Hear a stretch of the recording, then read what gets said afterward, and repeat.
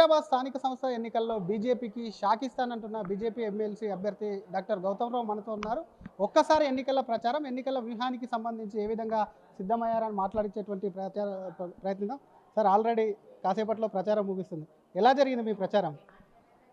ఇప్పటివరకు 112 మంది ఓటర్స్గా ఉన్నారు. కాబట్టి అన్ని వర్గాలకు సంబంధించినటువంటి అన్ని పార్టీలకు సంబంధించిన అందరినీ కూడా కలవడం జరిగింది. ఈరోజు ఏదైతే ఎన్నికలు జరగబోతూ ఉన్నాయో ఈ యొక్క లోకల్ బాడీ ఎలక్షన్లలో ముఖ్యంగా ఎంఐఎం మరియు భారతీయ జనతా పార్టీ ఇద్దరు మాత్రమే ఉన్నాం. కాబట్టి లోకల్ బాడీ ఎలక్షన్స్ నుంచి ఎన్నుకోబడ్డటువంటి ప్రజాప్రతినిధులే ఈ యొక్క ఓటింగ్లో పాల్గొబోతున్నారు. వాళ్ళందరూ కూడా ఈరోజు ఒక నిర్ణయానికి వచ్చినారు.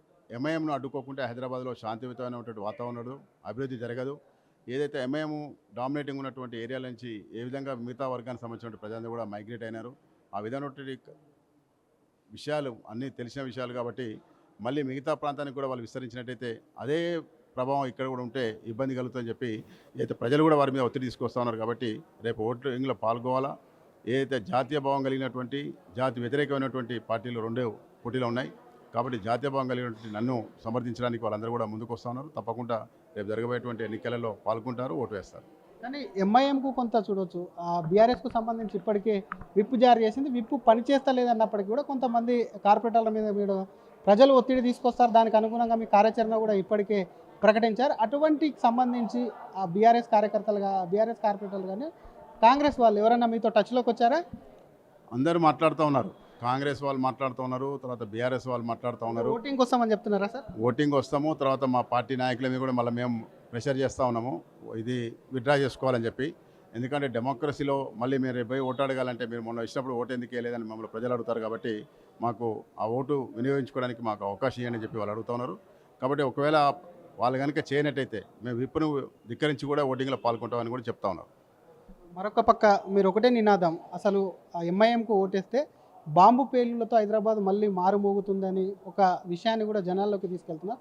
గతంలో కూడా ఎంఐఎం ఉంది, ఎంఐఎం ప్రాతినిధ్యం వహించింది, వాళ్ళ ఎమ్మెల్యేలు ఉన్నారు, ఎంపీగా ఉన్నారు. గత 10-15 సంవత్సరాల నుంచి కూడా ఎక్కడ అంత పెద్ద సంఘటనలు జరగలేదు. దాన్ని మీరు ఏమంటారు? నిజంగా ఇది ఒక బీజేపీ బూచిగా చూపిస్తుందని అనుకోవచ్చా?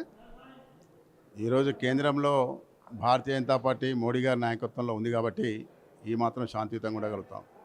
గతంలో మనం చూసినాము, ఎక్కడ పడితే అక్కడ బాంబులు పేలడము, ఎక్కడ ఏ మాల్స్కు పోవాలన్నా కానీ మెటల్ డిటెక్టర్స్ ఉండేటువంటి పరిస్థితి మనం హైదరాబాద్లో చూసినాం. కాబట్టి అటువంటి శాంతియుత వాతావరణాన్ని పోగొట్టుకొని మళ్ళీ ఎంఐఎం కనుక పెరిగినట్టయితే మళ్ళీ అటువంటి పరిస్థితి మళ్ళీ హైదరాబాద్ కూడా వస్తుంది. చిన్న క్లారిటీ, మీరే చెప్తున్నారు మోడీ ఉన్నట్టు జరగలేదని. ఒకవేళ ఈడ ఎంఐఎం గెలిస్తే దీని ప్రాబల్యం అక్కడ పడుతుందని అనుకుంటున్నారా? దాని ప్రాబల్యం పెరుగుతూ వస్తున్నప్పుడు ఏదైతే పాతపట్నం నుంచి 2 సీట్ల నుంచి 7 సీట్లకు వచ్చినారు. 7 సీట్లకు కూడా మనం చూసినట్టయితే అభివృద్ధి లేదు. తర్వాత అక్కడ ఉన్నటువంటి ప్రజలు మిగతా ప్రజలను నివసించలేనటువంటి పరిస్థితి వాళ్ళు క్రియేట్ చేస్తూ ఉన్నారు. అది మిగతా ప్రాంతానికి వస్తే కూడా అదే విధమైనటువంటి ప్రక్రియ వాళ్ళు మొదలు పెడతారు. కాబట్టి ఎక్కడో దగ్గర అడ్డుకట్ట వేయకుండా వాళ్ళు ఇక్కడ తెలంగాణలో కూడా, హైదరాబాద్ తర్వాత తెలంగాణలో కూడా పాగవేయాలని ప్రయత్నం చేస్తున్నారు. ఇటు పశ్చిమ బెంగాల్ మనం చూస్తూ ఉన్నాము. రేపు తెలంగాణ ఈ విధంగా కనుక జరిగినట్టయితే గతంలో జరిగినటువంటి సంఘటనలు మళ్ళీ పునరావృతం కాకుండా భారతీయ జనతా పార్టీ అడ్డుకోవడానికే ప్రయత్నం చేస్తూ ఉన్నాం.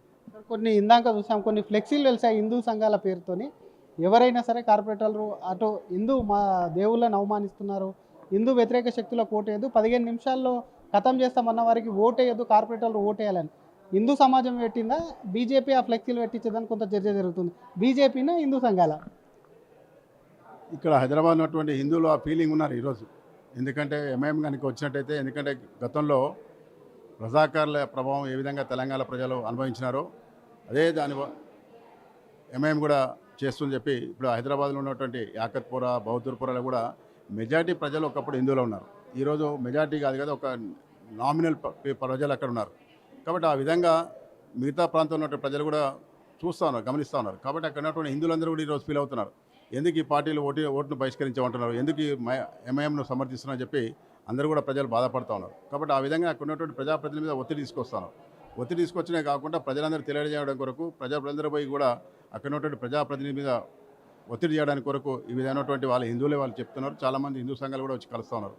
ఎందుకు మీరు వారిని మిగతా కార్పొరేట్ల మీద ప్రెషర్ తీసుకురావడానికి నన్ను అడిగితే నేను పోయి అప్పీల్ చేయగలుగుతా, కానీ మనం ప్రెషర్ చేయలేము, పార్టిసిపేట్ చేయమని చెప్పి అడుగుతామని చెప్పి నేను చెప్పడం జరిగింది. ఆ విధంగానే మేమంతా పోయి మా కార్పొరేట్ని అడుగుతాం. ఎందుకంటే మేము గెలిపించినాము, గెలిపించినటువంటి మా కార్పొరేటరు మా అభిష్టం మేరకు రేపు ఓట్లో పాల్గొవాలి, కానీ మళ్ళీ ఎంఐఎంకి వ్యతిరేకంగా నేను గెలిపిస్తాను పోయి మళ్ళీ ఎంఐఎంకి ఎట్లా సపోర్ట్ చేస్తాను మేము అడుగుతామని చెప్పి వాళ్ళు పోయి ఆ విధంగా అడుగుతా ఉన్నారు.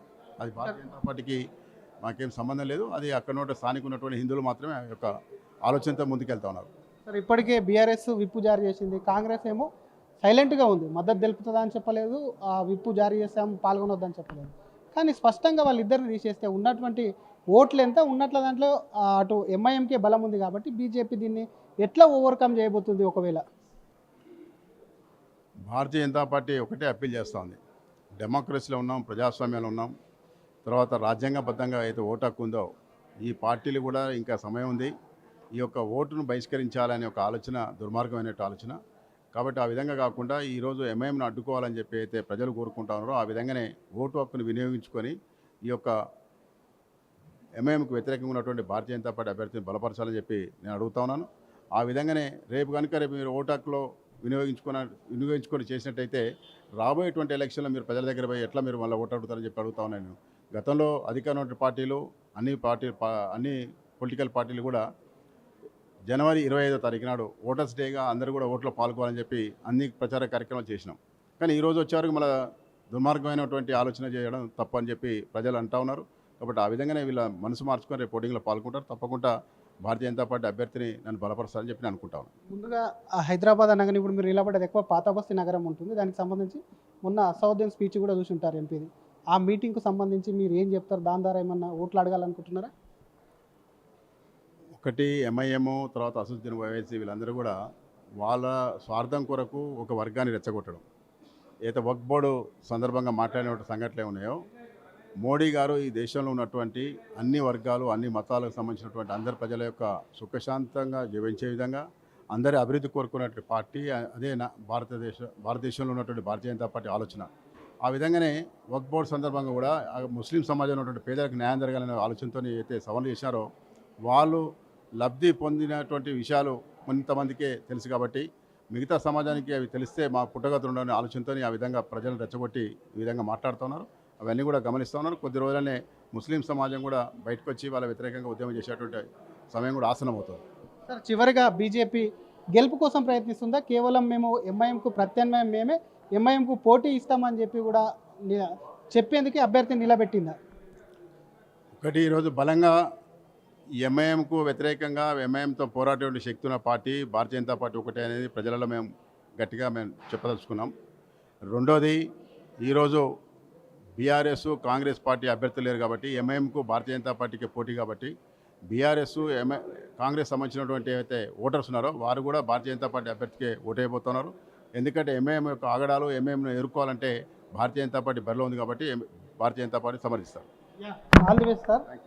ఇది అసలు ఒకవైపు డెఫినెట్గా కూడా అటు ఉన్నటువంటి హైదరాబాద్ స్థానిక సంస్థ ఎమ్మెల్సీ ఎన్నికల్లో కూడా బీజేపీ జెండా ఎగడం ఖాయం. ఎందుకంటే అటు బీఆర్ఎస్ విప్పు జారీ చేసినప్పటికీ ఆ కార్పొరేటర్స్ మీద కూడా ప్రజల నుంచి ఒత్తిడి పెరుగుతుంది. కాంగ్రెస్ ఎన్నికలకు దూరంగా ఉన్నానని చెప్పినప్పటికీ అక్కడ ఉన్నటువంటి కార్పొరేటర్ల మీద అక్కడ ఉన్నటువంటి ఓటర్స్ మీద కూడా చాలా కూడా ఒత్తిడి పెరుగుతుంది. ఎంఐఎం అనేది కూడా ఒకవైపు ఒక మతానికి సంబంధించి మత విద్వేషాలు రెచ్చగొట్టేటువంటి పార్టీ కాబట్టి గతంలో ఆ పార్టీకి చెందినటువంటి నేతలు ఎవరైతే ఉన్నారో వారు చేసినటువంటి వ్యాఖ్యల పట్ల ప్రజలు ఆగ్రహంగా ఉన్నారు. కాబట్టి ఆ ఫ్లెక్సీలు హిందూ సంఘాలు వేశాయని చెప్తూనే ఉన్నటువంటి ఓటర్లు అత్యధిక మంది పార్టీలు విప్పు జారీ చేసినప్పటికీ పార్టీలు ఓటింగ్లో పాల్గొనొద్దని చెప్పినప్పటికీ కూడా డెఫినెట్గా ఆ ఓటర్లు ఆ హిందూ సమాజం కోసం ఇటు హైదరాబాద్ శాంతియుతంగా ఉండాలంటే కూడా ఖచ్చితంగా తమ వైపే ఉంటామని వాళ్ళు హామీ ఇచ్చారు. డెఫినెట్గా బీజేపీ కూడా పాత బస్తీలో హైదరాబాద్ లోకల్ బాడీ ఎన్నికల్లో కూడా విజయం సాధిస్తుంది. దానికి అనుగుణంగానే ఖచ్చితంగా కూడా ఎలక్షన్స్ ఉంటాయని చెప్పి కూడా